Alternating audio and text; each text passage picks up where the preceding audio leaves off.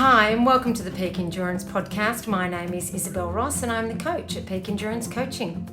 Episode 88, can you believe it, we're nearly at 100, is a third interview with a brilliant and prolific author, Matt Fitzgerald. Last time I interviewed him about his book, How Bad Do You Want It?, which discusses the mindsets required for running well.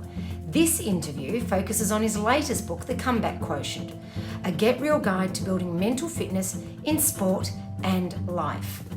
I will read you the online description of his book as I think it captures it the best.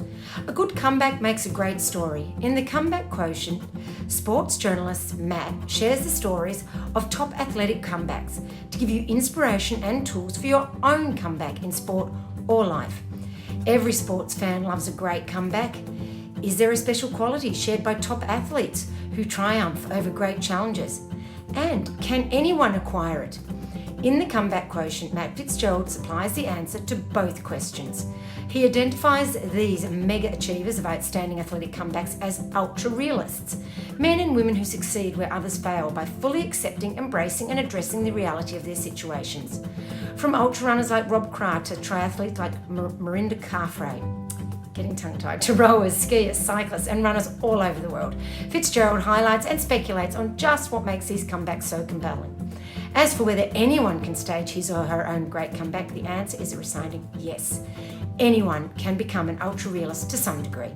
In the tradition of How Bad Do You Want It?, The Comeback Quotient combines gripping sports stories with mind-blowing science to deliver a book that will forever change how you perceive the challenges you face, giving you the inspiration and the tools to make the next great comeback you witness your own.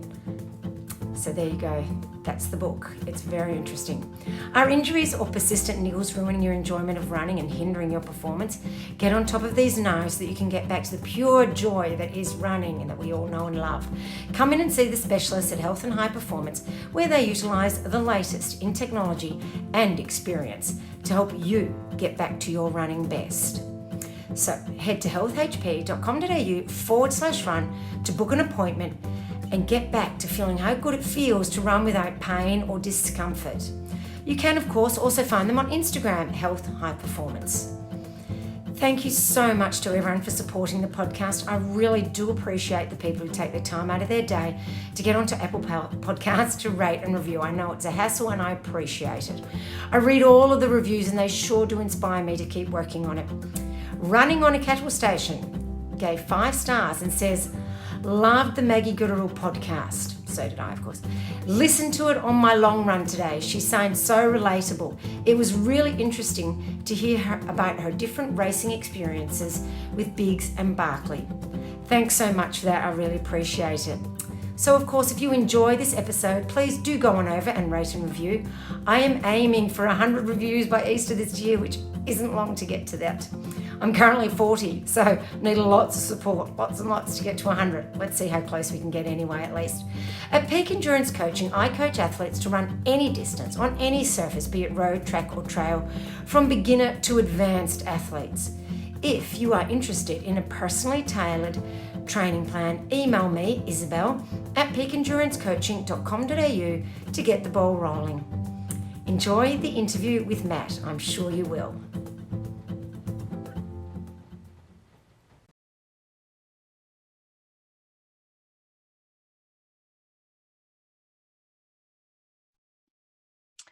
Hi, Matt, and welcome back to the Peak Endurance Podcast. It's great to be back. Now, last time we chatted, we were discussing your book, How Bad Do You Want It? You've just put out your latest book, which is a Comeback Quotient, and that also deals with the mental fitness side of running. Can you tell us why you wrote this book? Certainly. When I wrote How Bad Do You Want It? I wasn't really able to put everything in there that I wanted to put in there. No book can be really all things. And for those who have or haven't read it, it mixes together, narrative, like true storytelling, like kind of inspirational examples of well-known athletes or noteworthy athletes who've, faced significant adversity. And then it mixes that in with science and psychology so that the stories aren't just cool stories and inspiring, but they also have practical value. But what I didn't include in that book was a lot of practical guidance, like kind of walking athletes through the process of developing mental fitness. And that's why I wrote Comeback Quotient. So I didn't necessarily have this book in mind, as a sequel, but a few years have passed and I've learned more, and especially through my coaching, I've developed ways of helping athletes on a one by one basis improve their mental game. And so I wanted to kind of package those thoughts into a book that is kind of a bookend to How Bad Do You Want It? Yeah, I certainly find it a really good follow-on from that, and certainly lots of applicable concepts in it as well. So just for clarity for everyone, how would you define mental fitness as opposed to, say, physical fitness? Sure. I define mental fitness, and this is really just my definition. Yeah. I have the advantage of not being a scientist, so I can make up my own stuff. That's right. That's great. No, that's perfect. So I define it as the ability to make the best of a bad situation. And the way I contrast it to physical fitness is that physical fitness allows you to do hard things. Mental fitness allows you to deal with hard things. Mm-hmm. And you really need both. Physical fitness is great, but when things don't go your way, when you face extreme challenges or setbacks, just having a lot of physical fitness won't necessarily allow you to make the best of those adverse situations. I mean, they often say that, don't they, that if you've got two people on the start line and one is really physically fit but mentally not strong, and you've got the other person who's fit but not as fit but more mentally strong, the chances on a mentally strong athlete will do better. Would that be correct? Yeah, I mean, obviously, the devil's in the details. Yes. but yeah, for sure. I mean, that's absolutely the case. I know that from my own experience, and also, I guess part of the reason that I felt the need to write another book is that there's tons of cool research being done in this area now. For a long time, sports psychology was just its own little fiefdom. It was separate from exercise physiology, but it was also pretty separate from, mainstream psychology, or, just like general psychology, I should say. But now all of them have kind of merged together. Like, exercise physiologists and sports psychologists are talking to each other. But also exercise physiologists, easy for me to say, and general psychologists and neuroscientists are talking to each other. The reason a lot of general psychologists and neuroscientists are interested in endurance sports is that endurance sports are kind of a crisis state. Like, when you test the absolute limits of your physical stamina, you're also testing the limits of your mind and your brain. And that's a really interesting thing to study, because psychologists, they can't necessarily pull a gun on someone just to see how they'll react, or like start a war. You know what I mean? Like, you can't, the ethical rules of science don't allow them to really create a crisis in order to study how the brain functions and how the mind functions in those states. But endurance sports are, obviously, they're not really life and death, but you experience it. Yeah, exactly. Like you experience it as a genuine crisis state. And so, yeah, it's cool that all this stuff is coming together. And anyway, the point I wanted to make was that one of the outcomes of this research is that scientists have really been able to quantify the performance benefit of being mentally fit. So you gave the example of, two athletes on the start line, one's physically fitter, one's mentally fitter. Now we can actually point to data and say, oh yeah, like, this is how much, you get X% benefit if you improve this, component of your mental fitness, which is pretty cool. Which really makes it, even now we know how important it is. I mean, it's always been important, but now we have the evidence to prove that it's important to work on our mental fitness. Yeah, it's easy because it is, psychology is kind of squishy. Yeah. It's not material. It's not matter. So yeah, there have always been those people who have been kind of dismissive of it, or have just given it lip service. They're like, yeah, it's important, but when it comes down to it, they actually don't really put in much effort to working on their mental fitness. And now that's becoming harder and harder to dodge the mental component, because we can see just exactly how much performance you're leaving on the table when you don't take it seriously. And it's, I guess it is also one of those things that's really hard to do. Like when you do your training, you feel the physical results and you can see physical data. Whereas when you're working on your mental fitness, you're not necessarily seeing or feeling something at the time. Right. And that actually, not to fast forward the conversation, but that gets into my approach to developing mental fitness, because for me, as a coach, and I'm not a psychologist or a sports psych, but as a coach, obviously a lot of work you do with athletes is on the mental side. And my natural approach has always been, problems are going to come up, like things are going to go wrong. Athletes are going to be in bad situations of infinite varieties. And so those problems need to be solved and they need to be addressed. And so my way of working to develop the mental fitness of athletes is just in the context of solving those problems. So it's not like you have to, make time outside of your training to work on your mental fitness. That would make it a non-starter, frankly, for athletes who are only like halfway convinced that it's worth their time. Not to say that there aren't worthwhile exercises that you can do, like journaling or mindfulness meditation and that kind of stuff, but that's not my approach. And my approach is the problems are going to come up. You need to solve them anyway. And if you approach the problem solving process in the right way, over time you will develop your mental fitness in a coherent way. And I just find that efficient and practical. Yes, no, I would agree. So let's just say we have an athlete and they're faced with a bad turn of events during their event.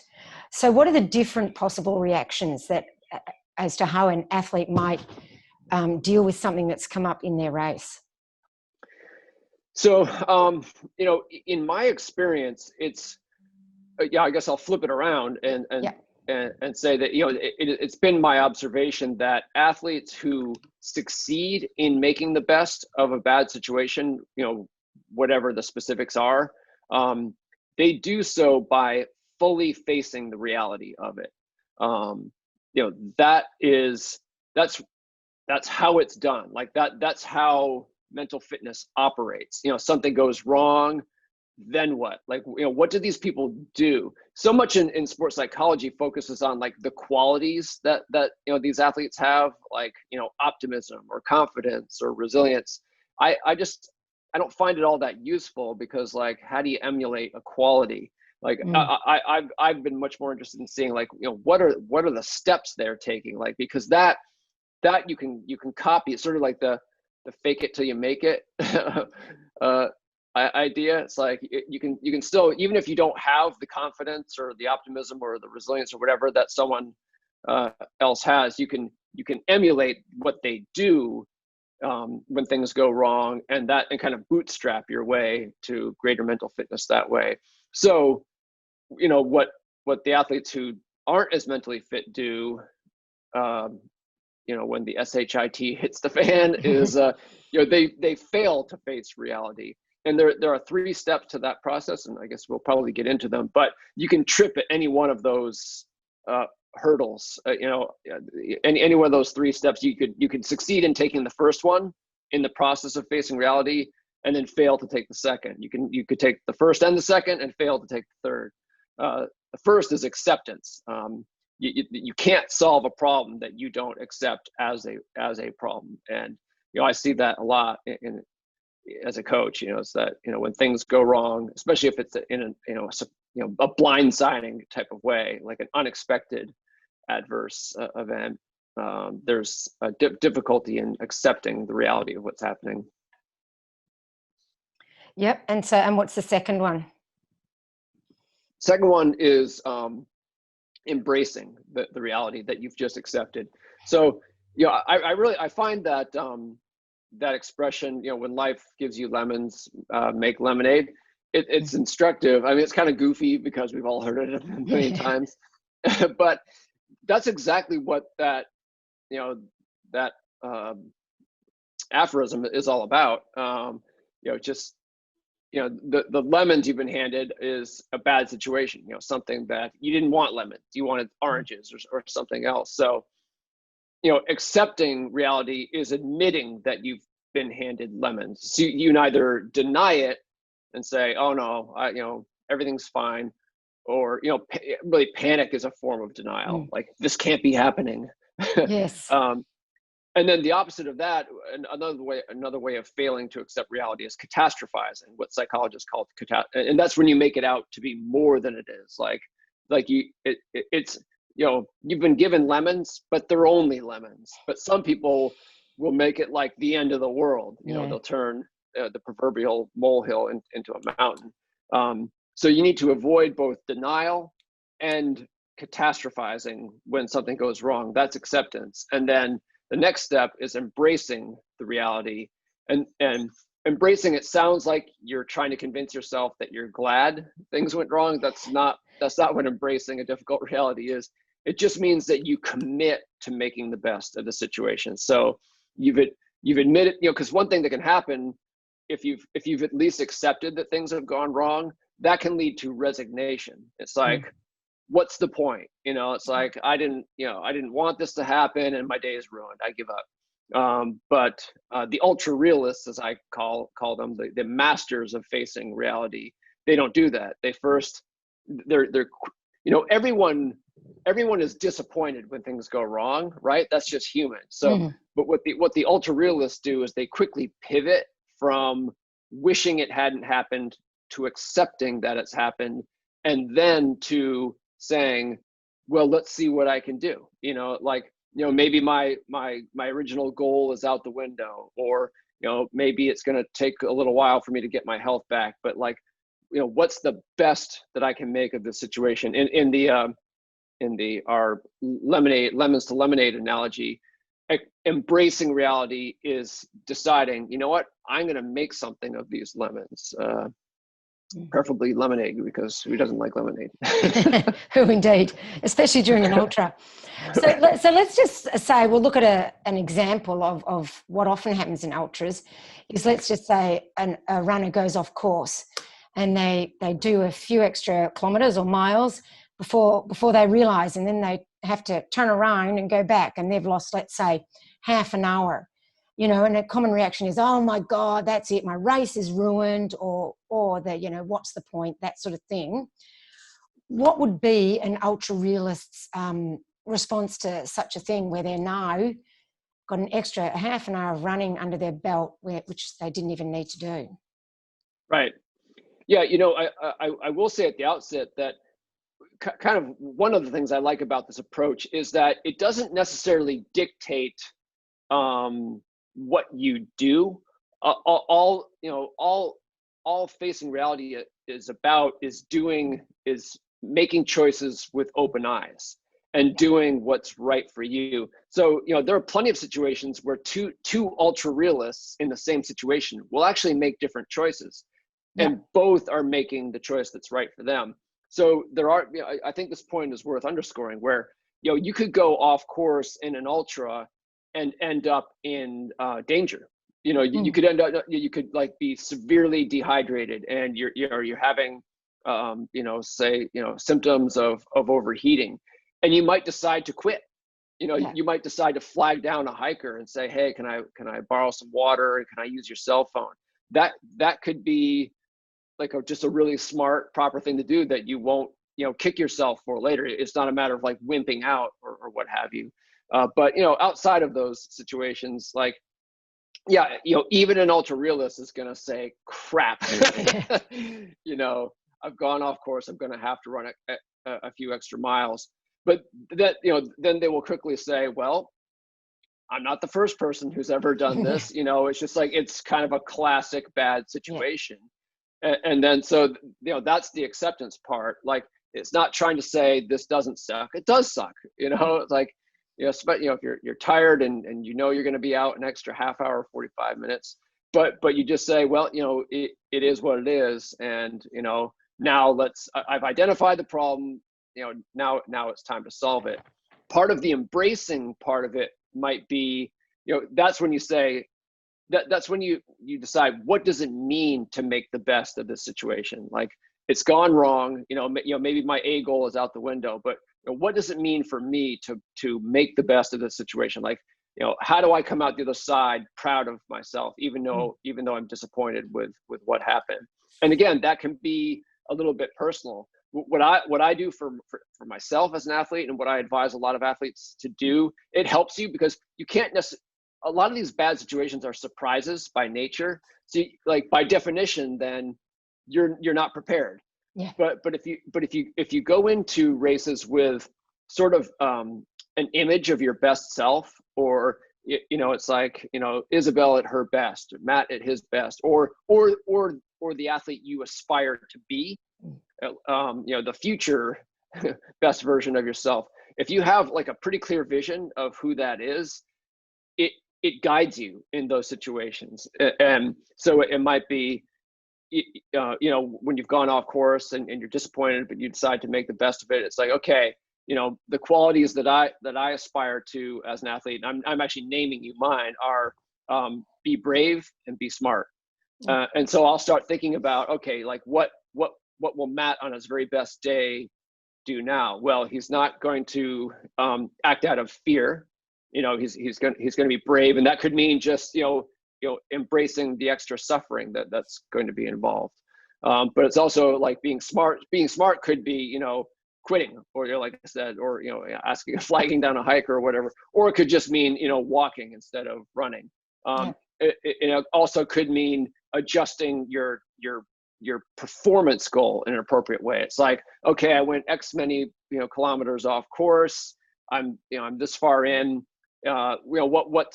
Because sometimes that can make all the difference. Like, you're demoralized, but it's like, okay, well, I'm going to come up with a new goal on the fly and challenge myself to achieve it. That's another way that. And then the third step, which we haven't really gotten to, but I will now, is addressing reality. And that's when, like, okay, you've committed to turning lemons into lemonade. Now you still got to make the lemonade. Like, that's the final step, addressing reality. And then then it's just about, often it entails effort. It's like you have to make a tremendous effort, and oftentimes you have to do more than it feels like you can. And that's what it's a little bit circular, because acceptance allows you to do that. There's research showing that acceptance increases pain tolerance. It also increases tolerance for perception of effort, which is what endurance athletes are really dealing with. So you'll actually be able to go deeper into the pain cave if you accept the suffering that you have to confront. So instead of like hoping it's easy from now to the finish line, just accept and embrace that it's going to be hard, and that will allow you to dig deeper than you would otherwise. And then again, also there, you have to be smart. Like, effort is sort of the obvious one. And what you'll see when I see athletes trip at that last hurdle, they've accepted it, they've embraced it, but they fail to address it properly. It's because they try to do it all through effort and not also through judgment. They try to force it. It's like a good example of that would be, I went 3 miles off course, but I'm still going to try and achieve my original goal. Like, as if, they can just make that time disappear somehow. And whereas, what you really want to do is just almost be like Lieutenant Spock from Star Trek, like, he doesn't feel emotions and can't be ruled by them. It just just make almost like robotic decisions. Like, what do I do with my nutrition? What do I do with my pacing? What do I do with my navigation? And that would actually save a lot of energy anyway, because if you're wasting a lot of energy being angry at yourself, that's only going to make things harder anyway. Yes. Yeah, very much so. It's I think I might have even brought this up when we spoke the last time. I'm not sure, but another exercise that I give athletes to do that helps with this process is pretend it's not you. Pretend that like the athlete who went off course, or the athlete who had something else go wrong, is someone like either a friend or an athlete that you coach. And that can help take emotion out of it, because you don't really care about that athlete's race as much as you do about your own. So you can step back and say like, well, here's the smart thing to do in this situation, and not get ruled by anger or disappointment, or even like, a lot of the times you get, you start to beat yourself up. Like, if you have low self-confidence, well, a big mistake will like bring that to the fore. So yeah, just, pretend it's you're giving advice to a fellow athlete, and then actually apply it to yourself. And when you were talking earlier about, practicing this sort of thing in training, so I'm guessing because, bad things happen in training too, like we may have dropped our gels and have no nutrition, or something's, got lost, once again, and we're out longer than we thought. So then we use these same concepts within our training. Is that correct? Yes, exactly. And it really is like, it really is conceptual. It's not so much a grab bag of methodologies. It's, and I like that. Because I'm a conceptual person, but for me, it's very simple, and it provides a lot of clarity. It's like, when something goes wrong, face the reality in 3 steps. Accept it, embrace it, and address it. Now that it's easier said than done, but if you at least know what the plan is, like what you're trying to achieve, that really is half the battle. But there are also techniques that can help you with that, like mantras are super helpful, because you can sort of have almost like a script in place. Because let's face it, I've been emphasizing that things can go wrong in an infinite variety of ways, but usually it's only just a handful of common ways. An injury would be like an obvious, probably, or even a bad workout actually is probably even more common than an injury. But if you have, and I share a bunch of my favorites, ones I use with myself and athletes I coach, but if you have these little scripts in place, that can kind of help take the kind of the reflexive panic, like you get caught off guard and you just start flailing. Like if you can categorize, oh, this is this type of setback, and what's my mantra, or what's one of my top 3 favorite mantras. So then you just kind of follow the script of that mantra, and that can help you. Just you're in situ. You're not making time separate from your training. Like you're right there. You've got a problem to solve, and then you've got tools that you can apply to face the reality. And would you suggest, even like before your race, maybe a week or so before the race, going through the different possible scenarios and coming up with different mantras to deal with those, or different, not even mantras, but different ways of dealing with it, of facing reality in those situations, sort of pre-rehearsing? Sure. Yeah. I collect them generally, because like over time, because not all the same tools work equally well, because we all have our different psychological profiles. Like, when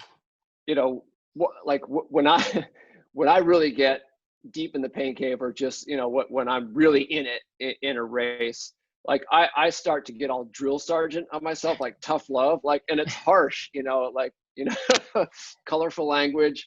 And when I share that with some of the athletes I coach, they're like, you need to be locked up, man. Like that is not normal. Oh, you got me intrigued now. But it works for me. Like, I just, I beat myself up, but I'm not really beating myself up. I'm just challenging myself.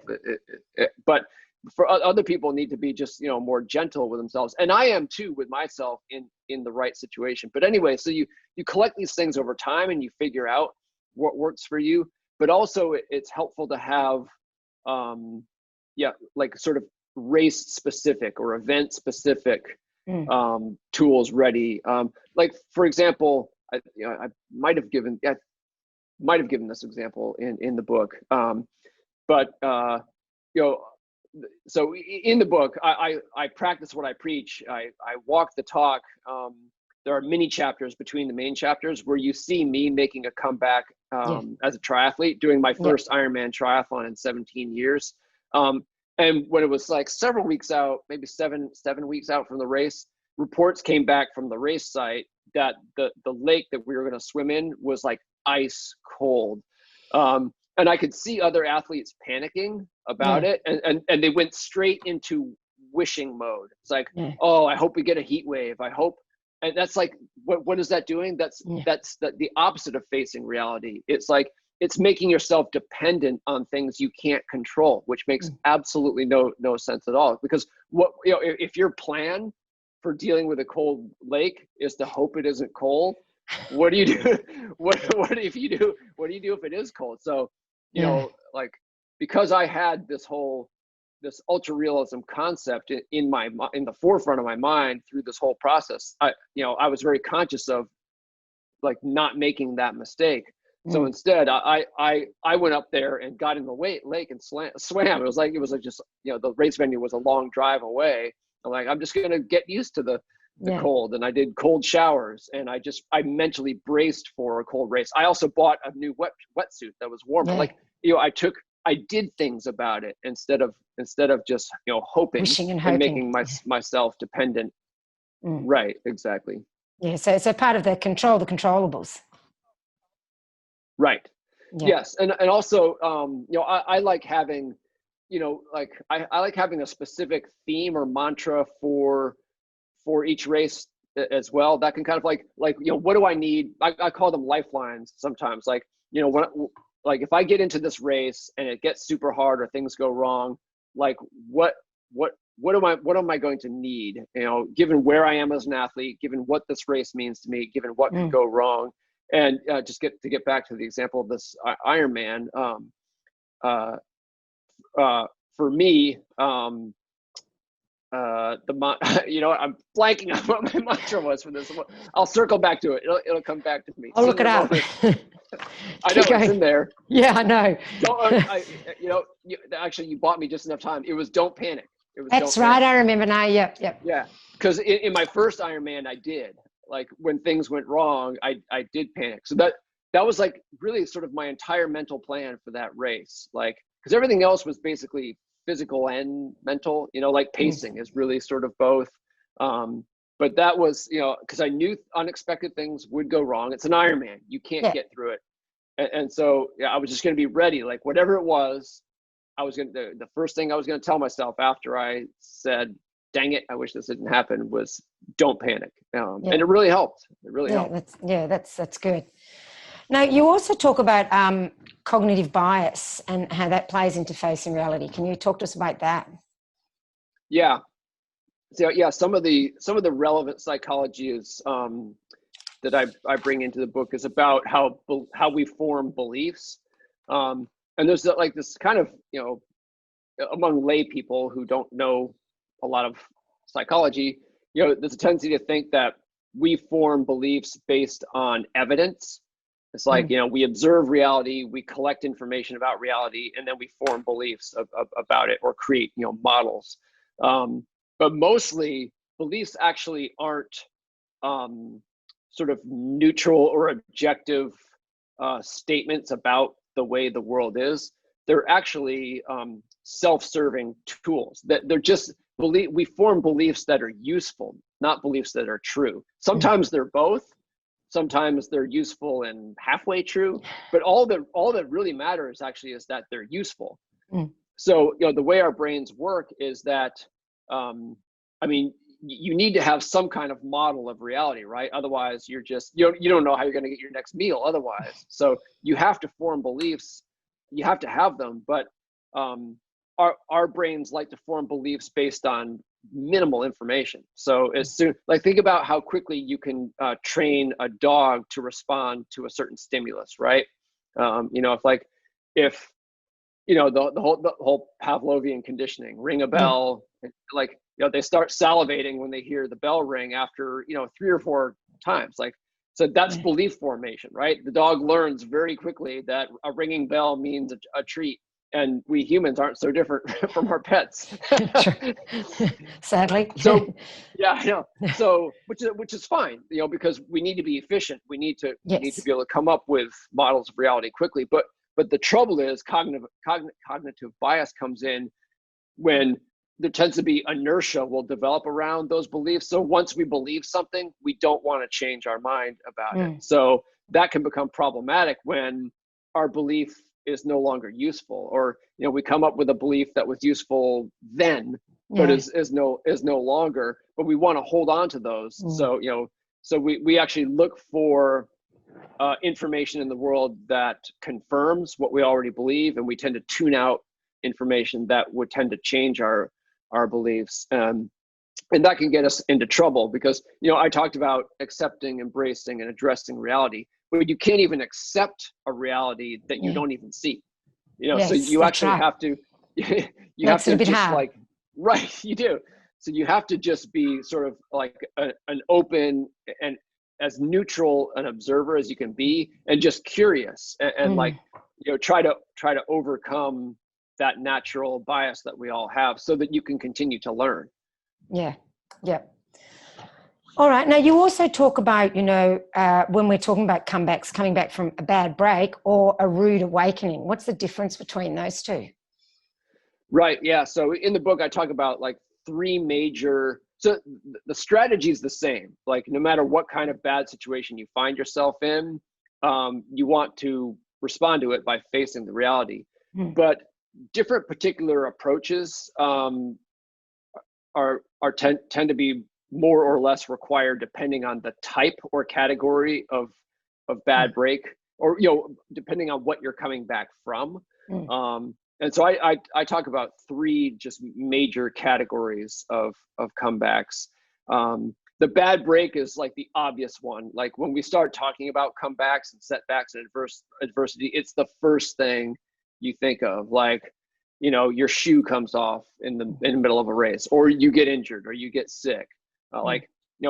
Something goes wrong that is out of your control, like terrible weather. All that kind of stuff, like things going wrong that are not in your control. The rude awakening is actually in a way more common, but it's just more subtle, so we don't tend to think of it when we think of comebacks.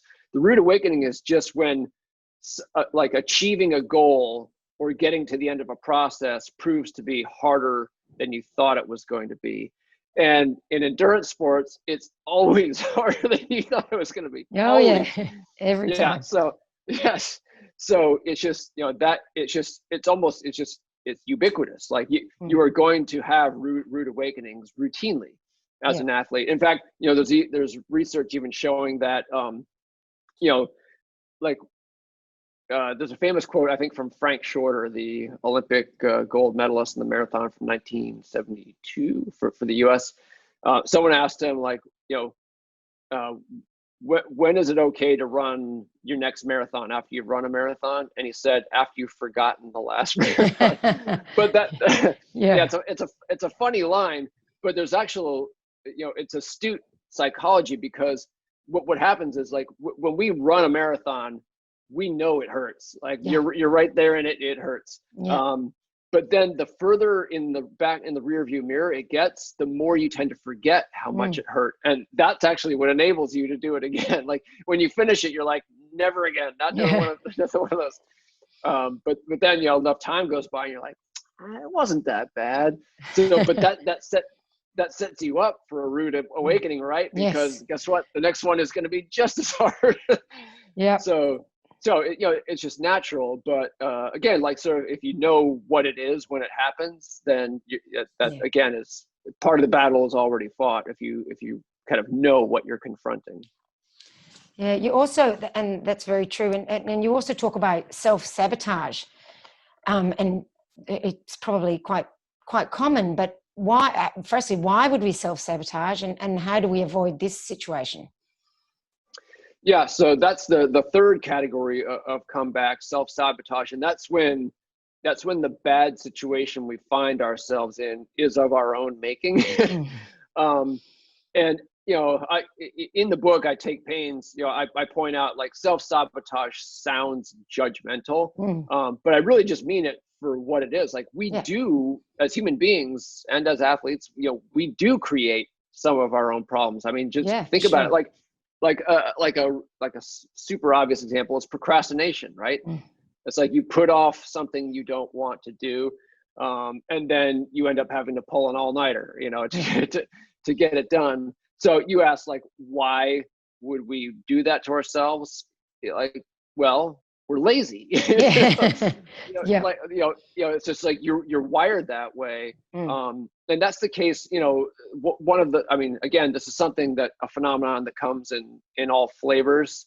But a very common form of self-sabotage in endurance sports is turning a small injury into a big one, because you try to push through it, like you try to force your way through it unwisely. There's a red flag and you're like, well, I don't have to stop running, and maybe it will just, and actually sometimes you actually get away with it. You Believe do me, sometimes. I've been there. Yeah, yes. We all have. Yep. Yes, and you get away with it just often enough to cause you to make the same bad decision next time around. But that's a good example. So it's not self-sabotage in the sense that you're trying to fail, or you want to fail, or you're afraid to succeed. It's just like, sometimes there's a conflict. It's like the answer is not always obvious, or in order to achieve a goal, you need to have more than one thing driving you, right? Like you need to be sort of willing to hurt. Like that's so important as an athlete, but it can't be all that. It has to be balanced by discipline or restraint. You know what I mean? Like, or that judgment piece again. So sometimes if those two things just come out of balance, if you become too reliant on hard work, or just grinning and bearing it being the solution, that can lead to self-sabotage. Yeah, sometimes the facing the reality is knowing when to back off, and that's the reality. Right. Yeah. It's one of those things that, it's really hard. I see this as a coach all the time, because that's what gets you started, is like, you have to be tough. You have to be willing to hurt, but that really only gets you so far. But that's the piece that's always in place. Like, I'm always, you coach as well, so you know this. Like, you're much more often putting the brakes on an athlete than you are giving a push in the rear end. And that's how it is. I sometimes think that's one of the most important roles of the coach is for that exactly. Right. Yeah. You're making the decisions that they can't or won't make for themselves. But I really like to sort of train athletes to be able to make those decisions for yourself, because really you're actually growing if you get to that point where, if you don't need your coach to do it, like, okay, it's fine that you have a coach to keep you from, putting your hand back on the hot burner. but if you have the ability to do that for yourself, even if you have a coach, you will make more good decisions. You will avoid more missteps, and you will make more progress as an athlete. And you see those athletes out there, like I'm talking about, champion level athletes who have no problem taking a day off. Like, they're as tough as anyone, but you see them knowing when to give themselves a break, knowing when to live to fight another day. Yeah, and that's the important bit, is learning how to make those decisions on the fly without someone there to talk about it with as well. Yep. It's one thing that, if it's hard at first, but I encourage athletes to get to the point where they take a certain pride in it. An example of that sort that I love is it's from Mark Allen, the legendary triathlete, six-time. I'm sorry to give all these examples of triathletes, but, that's whatever. All right. but in the early days of the sport, he was in San Diego. And that's where, like, all the pros, like, it's like, it's a new sport. They all were like, so all the guys who were trying to beat each other to win the big races are training with each other every day. Pushing each other. Yeah. How do you think that worked out? Not well. Like every workout turned into a race. And Mark saw that early on. and he's like, you know what, like I'm as competitive as anyone, and like I can't trust myself not to get, you know, sucked in if I go train with these guys every day. So what he did is he started doing a lot of his training on his own, and he would only train with the group when he had a hard session on the schedule. So it was okay to go hard. And you know, so that's a great example where he was, you know, exercising restraint in order to, you know, be able to outperform the competition when it actually mattered, which was not on a Wednesday group bike ride. No, no point in leaving your race out there on the training roads. So is it possible to be an ultra realist and do all the right things and still not have the awesome comeback you were hoping for? Very much so, yes. And that's, you know, that's another, you know, I just give people the truth in this book, and whether it's what you want to hear or not, I'm less concerned about that. And that's a point I really try to highlight in the book, is that you know, ultra realists, they don't define success as achieving a goal. They define it as doing the very best they're capable of. And there's a crucial difference. Like, you need to set goals because they motivate you, they stretch you, they serve a purpose. But the purpose of the goal is just that. It's not actually to achieve it. Like, it's nice when you do, but that's not it. You know, it has already served its purpose if it has motivated you and stretched you to your limit. And the nice thing about having your underlying goal, you know, the goal that's underneath all of the superficial ones, what's nice about having that goal being like making the best of the situation you're presented with, is that it makes you no longer dependent on things you can't control. Like you might want good weather, but you no longer really care. Like, you're not, success for you isn't dependent on it. Like, you might want to, you know, make the podium, but you can't control who shows up. You know, you know, like, you know, the best 3 athletes at your age and gender in the world could show up to do your race unexpectedly, and you could have the race of your life and still not achieve your goal. So if it's all about that, what are you thinking? So that's just it. And also, you can have also major setbacks. You know, in the book I talk about, you know, athletes. I tell the stories of athletes who have suffered setbacks that they can never overcome. You know, I talk about yet another triathlete, off-road triathlete, who had this horrific cancer ordeal, and now competes as a disabled athlete, and she won a gold medal in the Paralympic Games. And for her, that was making the best of the situation. It wasn't coming all the way back. But you talk to these athletes, Jamie Whitmore is the person I'm thinking of. You know, if you ask her, like, what's the most satisfying thing you've ever done? This is a woman who won a world championship as an able-bodied athlete and won a Paralympic gold medal as a disabled athlete. She will say the latter, because I had to stretch myself more. I had to attain a higher level of mental fitness to do that. And ultimately, that is really more satisfying. You know, winning's nice. Don't get me wrong. Like, achieving goals is nice, but really, if you've got that ultra realist mindset, the deepest satisfaction always is knowing, like, wow, like I was more today than I've ever been before, whether or not I achieved the goal that I brought into the event. Yeah, and I agree. And sometimes even making the best of a bad situation is definitely something to be proud of, and not letting it bring you down. Yeah, I mean, it truly is. And I get it. Like, I mean, the thing is, like, I mean, you're supposed to want things to go your way. Yes, right? Of course. Yeah. That's natural. There's nothing wrong with that. No. Yes, exactly. So there's no way that you can want things to go your way and then not be disappointed when they don't. Like, that's simply human. But where a lot of people get stuck is that they can't get beyond that. It's like, you know, dang it, like, things didn't go my way, and like, that's it. That's the end of their story. And you know, the ultra realists, you know, the people who have the highest level of mental fitness, they're like, well, actually, you know what? Nothing's really changed. Like I was trying to make the best of my situation before things went wrong.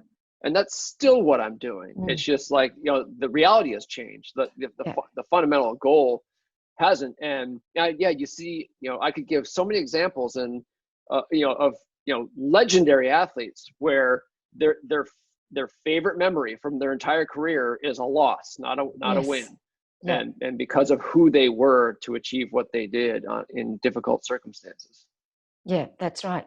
And like you say, I mean, winning a race is also about who else is there at the race, and that's not something you can control. You could win and there might be no strong competition there, so that's not necessarily any more meaningful than just doing the best you can and not necessarily winning. Right. It's just, until you get there, it's hard to appreciate just how liberating it is to no longer be dependent on things you can't control. Yeah. And it's not a matter of like lowering the bar and just trying to be satisfied with less. That's not it at all. Yeah. It's just being very clear about like, this is what I can control. This is what I can't.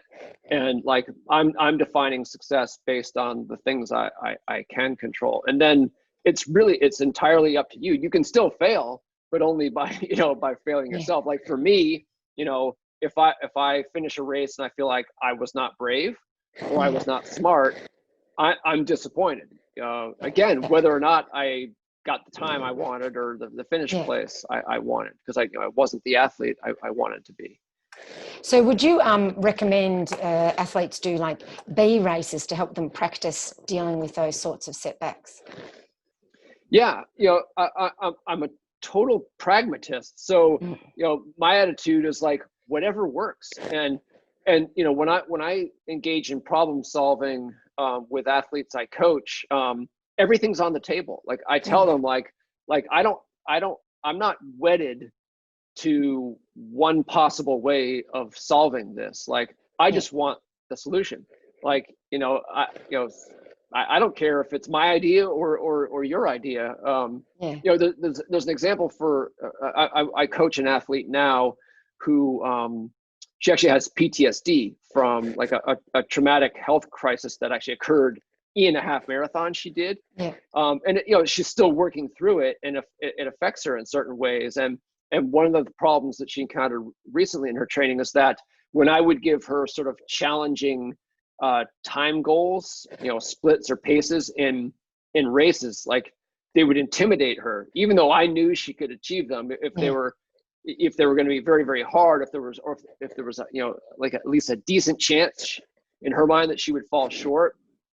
She would kind of choke, she would like, it would just take all the fun out of it, first of all, because she would be anxious beforehand, and then she would she would just be tight, during the session. So I said, you know what, like, let's try giving you like qualitative intensity guidelines so everything was like, I knew what I wanted her to do in the workout, but I gave her guidelines in a way that wouldn't be intimidating for her. And I told her, like, here's what's going to happen. Like, I'm gonna prescribe the workout in a way that's not going to scare you, and then you're going to end up running exactly the numbers I would have given you. And that's exactly what happened. And I took her through it afterwards. It's like, okay, let's take a look at what you did. You weren't looking at your watch. You were just going by words instead of numbers, and you ran the numbers I knew you could run. And that's what she needed. So, it's not all about like, cracking the whip and being hard on athletes. Sometimes it's like treating them with kid gloves and saying, hey, you know what, like, let's see what you need in this moment. Like, hopefully we'll take the training wheels off, down the road a little bit, but if you need some training wheels right now, anything like that can be on the table. It requires sometimes a little bit of creativity, actually, like, coming up with something. It's like, hey, let's try this. And it won't always work, but often it will. Yeah, no, I certainly have been applying the concepts in my running. I mean, I haven't really done much racing, obviously, but in my running at the moment, and I've certainly for myself found it helpful. And to be honest, I think it's helpful concepts, not just for running, but for life as well, especially in these days. Yeah, well, that's exactly it. That's, again, why some of the examples I gave in the book they're from setbacks that happened outside of athletics for an athlete. I talk about Rob Krar, champion ultra runner who suffers from major depression. Well, that's not an injury. It's like he would have depression whether he ran or not, but it certainly affects his running. And then, Jamie Whitmore with her cancer, well, that cancer, running didn't cause it. So that, I mean, that's the thing. But yes, it also will go the other way. If you just, if all you care about is running, you don't care about your relationships, you don't care about work, like it's all running, but, and if you decide, okay, I want to become an ultra realist so that, I can improve as a runner, what you will find is that that work that you do bleeds beyond, the athletic realm, and that despite yourself, you end up becoming a better person. Yeah.